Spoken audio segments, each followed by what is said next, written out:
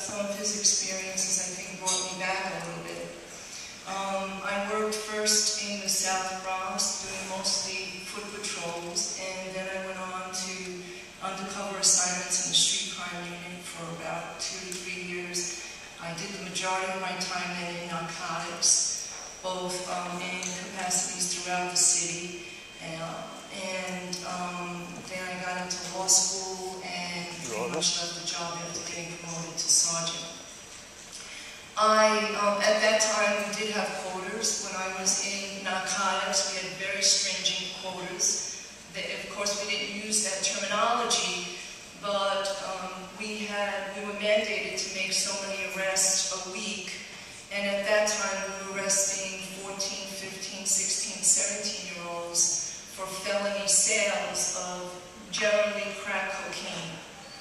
It was the crack epidemic around 1980, 89, 90, and the numbers were what was motivating the policies. They were very interested, management-wise, in the numbers and generating huge numbers because they presented it to the public, and I guess to the city council and to the mayor's office, as being effective in the fight against crime. And in essence, what I feel now and what I felt very much then is that we were setting up a lot of young people with felony arrest records for really no good purpose. I think the policies, I think the New York City Police Department is better than this. I'm proud of the time that I served there, and I think that Ray Kelly is better than this, but his time may have come, and the police department is not a very progressive agency, and the policies now are misguided.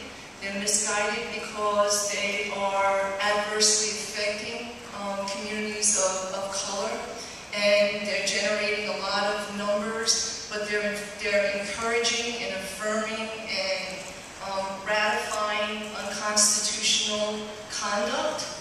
And at the end of the day, it's a slippery slope, because if you're affirming a young officer for violating someone's rights by stopping and frisking them, what's to stop that young officer from thinking, hey, you know what? It's okay for me to put a gun on them. It's okay for me to drop drugs on them.